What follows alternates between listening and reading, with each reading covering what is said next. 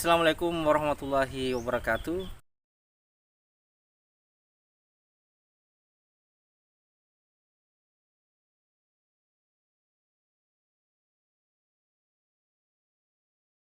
Seperti janji saya pada video sebelumnya, saya akan menjelaskan mengenai pengelolaan atau remediasi dari tanah TSM. Seperti yang kita bisa saksikan di belakang saya ini merupakan salah satu contoh ya tanah yang mengandung TSM, tanah tambak, yakni milik Pak Hamsa Sundre ya. Ini sudah beberapa kali juga mengalami kegagalan pertumbuhan udang lamut, betul Pak ya. Bahkan sekarang ini sudah jebol lagi nih karena faktor alam di belakang. Bibitnya sudah keluar lagi, kasihan juga sebenarnya. Jadi kalau kita melihat dari kondisi tambak ini memang tingkat TSM-nya sangat tinggi ya. Selain juga faktor kedangkalan, juga TSM-nya yang memang perlu dikelola. Jadi sebenarnya untuk remediasi tanah TSM itu perlu tiga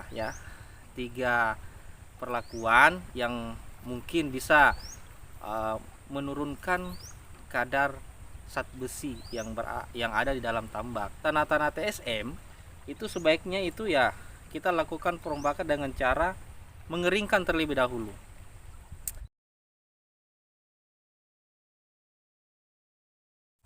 Jadi kita mengeringkan tambak ini karena di dalam tanah TSM itu mengandung fosfor yang sangat rendah.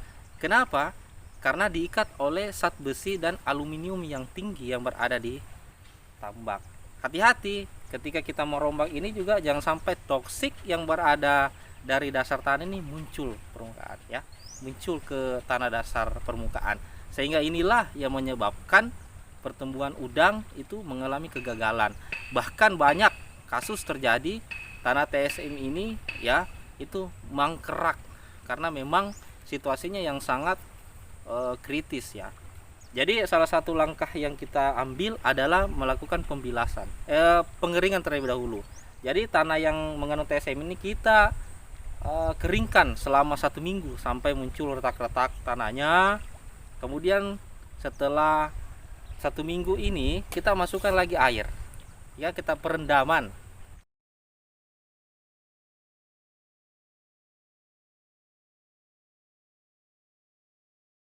Jadi seketika kita sudah keringkan selama 1 minggu, kemudian kita masukkan air, kita simpan lagi selama 1 minggu. Setelah 1 minggu kemudian kita lakukan pembilasan atau di pembuangan ya.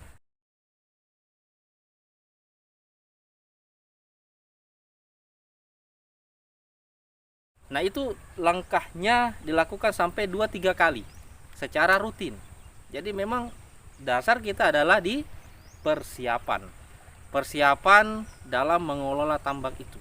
Beda dengan yang bukan TSM, itu bisa dibilang kategori ya meskipun terjadi juga kegagalan tapi masih dalam ambang batas yang aman. Tetapi beda dengan TSM seperti ini yang kita saksikan, bahwa memang tingkat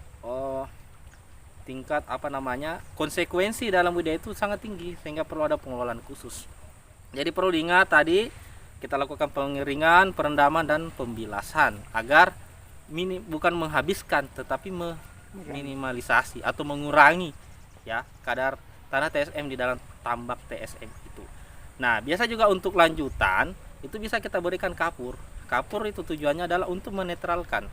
Karena sesungguhnya TSM itu mengandung pH yang sangat rendah sekali, bersifat keasaman.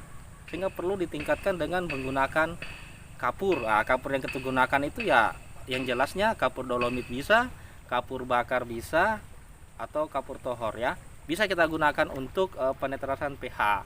Nah setelah itu semua sudah selesai, maka bisa jadi ya, artinya kalau tambak-tambak yang masih baru yaitu bisalah berproduksi kembali, atau dalam hal ini produktif berbeda dengan yang sebelumnya.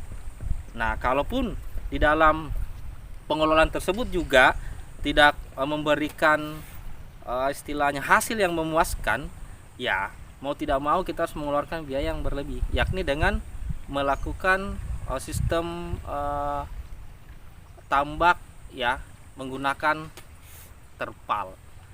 Ya biasanya seperti itu, kalau tambak sudah tidak produktif lagi ya menggunakan terpal salah satunya. Ini dilakukan untuk mengurangi tadi resiko kegagalan panen seperti itu. Oke, saya kira itu saja yang bisa saya sampaikan pada kesempatan kali ini. Semoga ini bisa bermanfaat bagi teman-teman sekalian, dan saya ucapkan wabillahi taufiq wal hidayah. Assalamualaikum warahmatullahi wabarakatuh.